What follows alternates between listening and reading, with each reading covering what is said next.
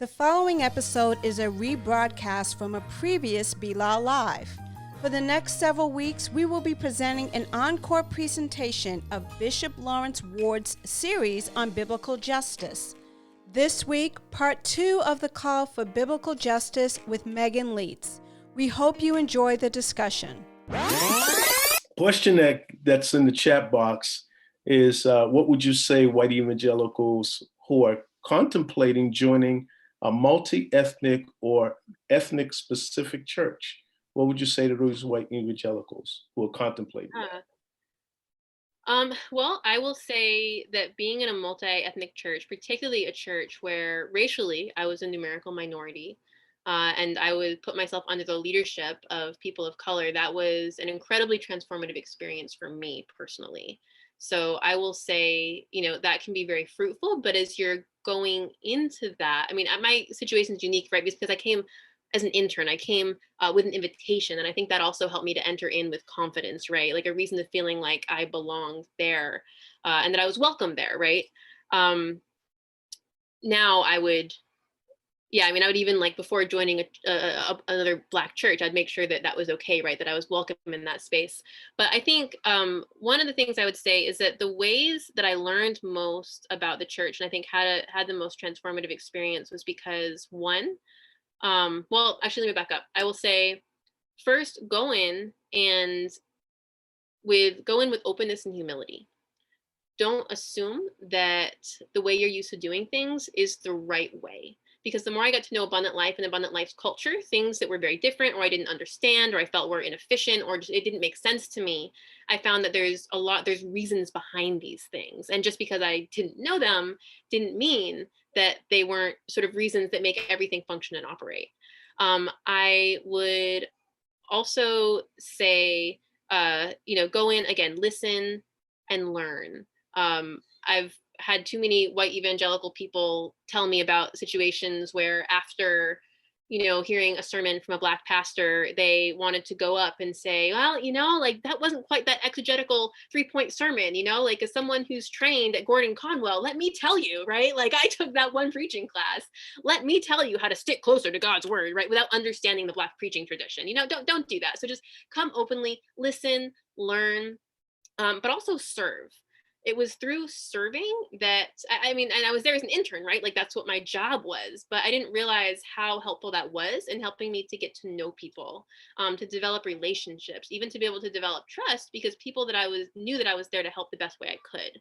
And the final thing I'll say is that, as you're going there, submit to leadership of color. Even if you don't understand what they're doing or why they're doing it, yes, and you can ask respectful questions. You can take the time to learn and try to learn in ways that don't put the burden on, the leadership of color, right? But submit to leadership of color and just be there to serve and allow and pray that the Lord would use this as a transformative experience. And yeah, I think that's what I'd recommend. Wow, thank you. That's very informative. I remember when we would travel as a group, as a church, and we went to different places. Went to Africa, went to Haiti, went to different mission trips. You came on the trip to Africa, but also we went to many conferences together. I remember we went to Gordon Conwell, and we went to the Luzon conference, and yes. We had a very interesting conversation at our table with a gentleman who came to the table, and we talked about our church, and I guess he couldn't quite grab the idea that I was your pastor and so-called your boss. Tell us what that was like for you. You had to talk to him about that. Yeah, well, I remember it happening on more than one occasion, where we would go places together and people would assume that we weren't together, and people actually, even be worse than someone not being able to grasp that you were my pastor and that you're my boss. But before even knowing anything about us on the Gordon Conwell campus, white people would walk up to me and try to shake my hand before they shook your hand, right? I was in my 20s, a young white woman in my 20s. I probably looked like a Gordon Conwell student, and here you are Pastor, Larry Ward, I mean, now Bishop Larry Ward. And it's just, but people are used to, they see what they expect to see. And I think that even ties into this recent racial violence, right? That we've been socialized by media to see Black people, especially Black men, a certain way, right? So it's really hard for white people to look at a Black person and to, I think, actually even perceive them accurately, right? In the case of police and police violence, I think white officers often see Black people as more of a threat than they actually are, And when it comes to you being on Gordon Conwell's campus, the expectation is not that you're bishop. Their expectation is informed by all these things that people see in the media. And so it's important to have those conversations where you can help people see the positive examples of Black people that challenge their implicit biases. And the good news is that when people do have those biases challenged, it can actually help change the way that people see people. Wow. That's insightful. That's very insightful. Thank you. Question in the chat box. We have some great comments about Wilson was saying that she felt very welcome when she came to ALC, and all the saints that really began to share with her the truth. So you can see that in the chat box. There's a question is, what do you think are some of the next steps for the evangelical church, especially during an election year? Oh, wow. Great question. So I think there's a lot of practical things the white evangelical church can do. And I mean, the first thing I would say is white evangelicals stay engaged. Don't turn away. Don't change the channel. Don't go back to business as usual, because we're so we have that option, and I think that white evangelicals thinking about these issues are uncomfortable, especially thinking that they are complicit in this, that they're a part of the problem. But they need to learn how to persevere through that discomfort and then figure out what they can do in order to take practical steps towards change. And I think that this means, for a lot of people, for a lot of white evangelicals, the first step is just learning, right? Pick up a book, listen to a podcast, watch a documentary or a movie. There's so many things out there. You don't need to talk to that one Black person in the office about racism in order to figure this out. There's so many resources, and I'm happy to direct people to some of those resources as well. But take time to learn. And then as you're learning, disrupt racism when you see that happening, name racism when when you see it going on. And that can be everything from interrupting a racist joke or explaining why Black Lives Matter, to, for churches, hosting a Bible study on biblical justice, right? Naming issues from the pulpit. And as Christians, there's also, as white evangelical individuals, we're thinking about elections and election year and resources. First, especially during COVID-19, right, where there's so many racial inequities that are front and center, support organizations that are meeting the needs of people of color, support organizations that are led by people of color, send your money there, volunteer there.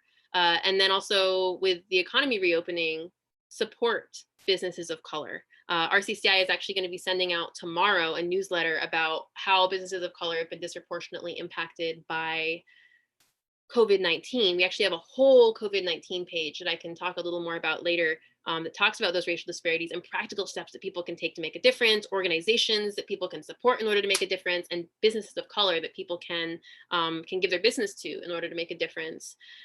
And then that political question, right? Advocacy and voting. Do it. Go out and vote. Learn, advocate for policies. You can go on websites, and I actually have a link to this also on the COVID page. The NAACP and other organizations, they have all these lists of policies that they're advocating for is in the best interest of people of color. So even if you're I don't know what a person of color would want, there are organizations that are advocating for these things and explaining why it's in the best interest. And so I think even if it doesn't seem like it's in your best interest, go out and vote and advocate for these policies that will work towards racial change. Also, as people are talking about politics, don't be afraid to be a part of that conversation in the way that disrupts racism. explaining, why, I mean, and since we're talking about politics, right? Like, and I'm here in the Midwest with my family, so we're often having conversations, right, about why is President Trump racist and why are these policies not working towards equity and inclusion, but actually working against them. So being willing to have those conversations in our social circles and then advocate and vote and give accordingly. Thank you. That's very good. We want to definitely talk about the resources and really find out ways and means by which we can understand more about getting involved in dealing with racial injustice. And we want to just make sure that we are engaged as a church. A question I have for you as well is there's churches now that are looking and more open to thinking about partnerships and partnerships with urban churches. On one hand, I understand that yes, there's a desire for a suburban church, mostly probably white in its constituency and all of its in its congregants, reaching out into the urban center with either Black and brown churches. But I also want to find out from your perspective, what things should you caution us or make us aware of when it comes to forming partnerships with Black and brown congregations and white congregations? What would you say? Yeah, so I would say that many beautiful things can come from cross-racial and also urban-suburban partnerships, mutual benefit, mutual learning, and yet there's also a lot of potential for pain and for counterproductive consequences. And this is just the nature of reaching across racial lines. And so, I think of a well-known cross-racial partnership between People's Baptist Church and North River Community Church in Pembroke. And this was a church between, or sort of a relationship where the white church, North River, had an understanding that whenever there was a disagreement, obviously they try to talk about it and work it out. But if they couldn't, if there was sort of a stalemate, right, a fundamental misunderstanding, that the white church would follow the leadership of the Black church. And I think that that's would be an important piece of advice today, right? That the suburban church, if they're serving in an urban context, that they would trust that the church in the city knows better the needs of the urban community than they do as someone who came from outside of the urban community. So just being aware of those power dynamics and talking about them up front, I think that Pastor Atwater had enough awareness of power dynamics that he was able to put that rule in place. Or I don't know that that came directly from him, but he was able to support that as the pastor. So yeah, just be talking, because the issue, and you see this not only in cross-racial relationships, but also in just suburban urban relationships. There's a lot of what's the word, like paternalism, and a lot of we're here to help you. And we have all the resources, and those attitudes need to be checked at the door. But too often they're not, right? So a lot of it starts with why are you choosing to engage? And I think, and is this, say, white suburban church, even if they are well-resourced and can do lots of things in order to quote unquote help, right? How helpful are they going to be actually? And what foundation is going to be laid in building relationships and in building understanding and in navigating conflict ahead of time, so that both parties can know that they'll be honored and that things will be able to move forward despite the inevitable bumps along the way. Thank you. That's very helpful. Because questions are coming up now, and we're talking with different pastors. They're asking about partnership. They're asking about what they can do in the urban center, and certainly, my thinking is I want to do something that's going to have impact for the kingdom, of course, and do something that's much greater than we could do on our own. But we certainly don't want to be in a position where, because we're Black and brown church, that we're just kind of just working out, what it really means to kind of figure something out that's not really impactful to anybody's life or anything. We need some partnerships that's going to really make some impact. So thank you very much for telling me a lot of your perspective on that. Question that we have here comes from Maurice. He says, have you seen a shift in the time with your organization? Have you seen these shifts with your organization? How are you measuring, outcomes? Is it getting better? Is transformation happening? What's going on? So within my organization and the work that I do particularly, or sort of within the broader white evangelical church? Within the work that you're doing actually at EGC. Yeah, so RCCI, actually part of the work that we do actually does face inwards. So we we're part of RCCI. I am a member of a larger racial justice team at EGC that helps to do everything from we have one-on-one conversations and do evaluations to help better understand the racial climate at our organization. We have facilitated conversations and workshops on issues related to race. We have worked in order to build measurement tools and reporting around racial and gender equity. So there is, and things as simple as just creating opportunities for fellowship and relationship development and getting to know one another. At one time we had an outside group come in and talk to us about issues related to race. And one of the things that came up is actually one of the greatest things that we could do in order to overcome some of the racial tension in the organization was just get to know one another more, right? So we're also creating those opportunities for fellowship and for open communication. So those are some changes or some work that we've done over the years. But outside of our organization itself, I should explain the Emmanuel Gospel Center it's an umbrella organization. So there's lots of programs within that. And my program is one of many. And that is the work that we've done among the staff at the Gospel Center and the other program directors. But then outside of this, we've done work. We always evaluate the programs that we do. And I think one of the greatest testimonies to RCCI's work is a group of 8 people that on 4 years ago responded to a blog post that I wrote challenging white evangelicals to engage in issues related to race. And they showed up on a snowy April 1st morning to have a conversation on issues related to race. There was more than 8 at that first meeting, but 8 from that meeting have actually been walking with me on a journey, participating in a year-long cohort experience, learning community, helping me to develop that for others, and help me also develop sort of the next step to that learning community, which is a support and accountability community where white evangelicals can take action to contribute to dismantling of racism.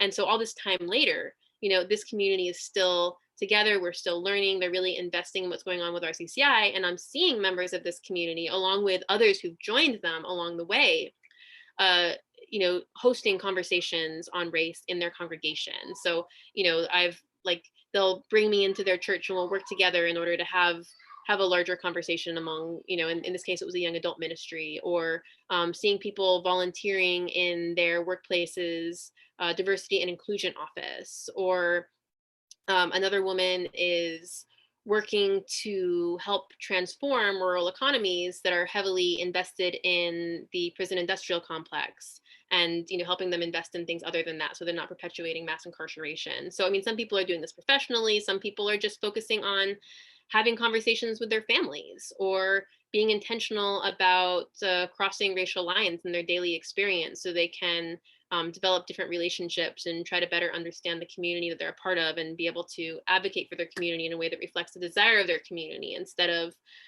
sort of their own socialization as a white person. So those are just a few examples of what people are doing through our support and accountability groups. But we've seen sort of that transformation from people showing up at the group saying, I don't really know much, but I know that race is a problem and Jesus is a part of the solution. And I want to journey on with you. And they've, taken many steps and brought others with them to now live their faith out in the area of race relations among their sphere of influence. Wow. It's tremendous work. And I've seen and heard testimonies, and I've been to the many different times of gathering, especially when coming into times where fundraising and working to really expand on that ministry. And it's a tremendous thing that pastors are experiencing about how their congregations are really finding it a wonderful experience to really opening their eyes to issues of race. And so you're doing a fantastic work with that. Well, thank you. I got one more question, and then we're going to get to resources. And before because we have about let's see, we have about 8 minutes left, and we want to make sure that we end on time. And so, question is, what are you seeing and hearing from the next generation of youth regarding race and the church? Are you hearing anything? Yeah. Well, I mean, I think that we need to talk about it. We need to talk about race and racism in the church. You know, and I'll speak as my experience as a millennial, but millennials are, you know, racial justice is something that is very and justice generally, I think, is something that is really important to them. And so to not address this, it feels like the church isn't speaking into an issue that we're seeing, a very real felt need among our generation. Now, obviously, I'm speaking really generally, but I'd say, you know, if I go somewhere and they're not talking about issues related to justice, they're not talking about like the felt needs and the experiences that people are experiencing on the ground, then like, what are we talking about? You know, like some like sweet by and by and all this like spiritual things that are wonderful and can be really helpful, but you've got to connect it to life. And that's one of the things that I appreciated about Abundant Life's ministry, and why I think that churches need to be talking about this, because the younger generation cares. The programming that we have at RCCI is intergenerational. Our cohorts are intergenerational. Our workshops are intergenerational. I think that's one of a strength, because we can really learn from one another. And yet at the same time, a lot of interest comes from people who are in their teens and 20s and 30s, right? And if the church isn't talking about it, you're missing out on an opportunity to equip the younger generation in order to follow Christ into the future. Yeah, I think you're absolutely right. And it's also important to understand that when being a baby boomer, at kind of like the end of the baby boom generation, talking about race can be a very difficult thing for baby boomers, especially if you've been through the period where, you know, I was actually a small young boy, when Martin Luther King was killed. So it's when you see racism of that magnitude, your community is burning, redlining, and all the other things that are, you know, against Black men, particularly Black men. And pastors are very emotional talking about that. And even in seminary, we're not necessarily educated to talk about racial justice either. We deal with biblical justice, but sometimes you're not necessarily clear about the racial justice and how to approach that. And you may not want to come off as an angry African-American male when you're talking about racism, because of the passion that's involved in that. So sometimes it can be a little difficult to talk about racism and talk about certain parts of the history of that along the way. I think the AME Church has done a fantastic job of educating. And I think we need to do as a church more in the way of educating our young people around the history of racism and also biblical justice and what that really means. So thank you very much. And one more question, then we're going to get to resources, okay? Talking about white evangelicals, says, I have been contacted by many in my community because they know that we are family of faith in all. However, I find myself having trust issues, like they are reaching out of sincerity, or do they just mean to be part of their story? How can you tell when they're really genuine or being political? Wow, it's a great question. And I think, you know, it's people's motivations matter. And yes, I mean, it's understandable that the asker of this question would have trouble trusting white people who are reaching out to them. And I think that's very reasonable. And that's actually, a good gut check, right? Is this a relationship that we should invest ourselves in, when cross-racial relationships take a lot of time and a lot of energy? But I think, how do you know if someone is authentic? I will say what people have said to me when I've been concerned about initiating cross-racial relationships, and that's, like that people will know that you're authentic, right? People will know that you care. And so you just go and you be yourself as a white person, right? And can you see that authenticity? Can you see that genuineness in someone? But just because someone's genuine, like when I first came to Abundant Life, I was really genuine. I mean, I was just an intern, like I was fulfilling college credit, right? But I was there to serve, right? Like I was called to ministry, there to serve. But that didn't mean that I understood racism, or the ways I contributed to it, or the ways that I could hurt other people, and or how power dynamics operated, right? So someone can have really good intent and they can still have a negative impact. I think you just need to discern, where is their heart at, where's their spirit at. When I first interviewed for being an intern in Abundant Life, one of the things that Rev said to me, we had like a phone conversation that couldn't have lasted more than a couple minutes, but at the end of it, Rev said, Megan, I like your spirit. You got the internship. But there's something that she could sense there, right? And she invited me into the community. And again, that didn't mean I had it all together. I certainly made my mistakes along the way. But she knew that God was working in me and that the Lord had led me to this place. And so I would ask, people to discern, do you see God's leading in this relationship? Even when you can't know the white person's motivations or intentions, or where they're at, or how much they might hurt or frustrate you, is the Lord guiding this relationship? And if the Lord is guiding the relationship, then I believe, even if the road is a little bumpy, that God can use that for his honor and glory. Well, thank you. So in the remaining moments, can you give us some resources, kind of just shooting rapid fire to give us some resources? Thank you very much, Megan. Yeah. So, one thing, let me direct you to our CCIs. We actually have a website and a resource page, and there's a number of resources there. One that I'll bring to your attention is, and I'm going to send out the email links and the information on how to find it. So, check the BLAW Live website and you can find that information. But one is, we have just like a little handout on the theological foundation for issues, for why Christians should engage issues related to race.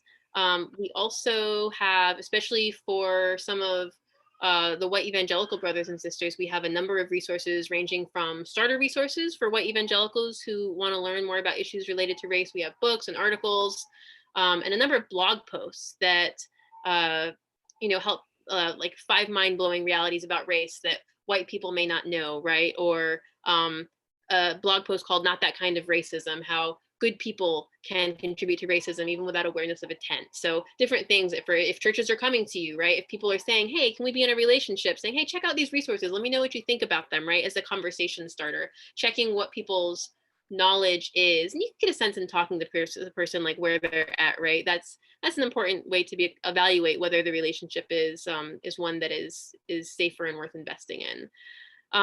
I would also turn people, especially in this current moment with COVID-19, if you go to the homepage of our webpage, the homepage for RCCI, www.egc.org/race, there are 2 big buttons that say confront racism during COVID-19. And that will let you know practical things that you and others can do during this really critical time in our nation's history, in the life of our city, where we're rebuilding. And we want to make sure that we're rebuilding in a way where there is more equity and justice than there was before. If you want to learn, I have like pages upon pages of resources. And asking for general resources is a pretty general ask. But if you are looking for a particular resource, please email me at mlietz, that's MLIETZ @egc.org, and I'm happy to make customized recommendations.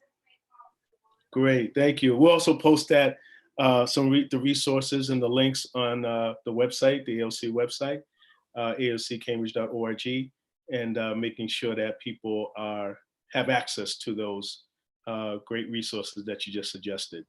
So we're going to end now. It's time that we go. Time flies when you're having some wonderful discussions like this. So Megan, I really want to thank you for taking the time. I know you're at your way with your family and taking the time to be with me and our congregation tonight on BLAW Live. And you're talking about this very important issue of racial justice in the church. And thank you so much for being a part of that. So everyone, just give a shout out of love to Megan, and thank you all so much for being a part of BLAW Live tonight. Wish you well and praying for your safety. Just want to remind you that this is now still, we are in COVID season, right? We still have to protect ourselves. It's going to be a very busy weekend. And you want to get out, of course, but make sure that you are protecting yourself, make sure that you're social distancing, washing your hands, and maintaining all those things that we need to do to stay safe. All right. So everyone, thank you so much for joining us. Thank you, Tonya, for really helping us out every week. And we love everyone every one of you. And so thank you so much for being a part of BLAW Live. Have a good night, everyone. May God bless you. May the Lord cause his face to shine upon you and give you his peace. In Jesus' name, amen. Take care, everybody. Bye-bye.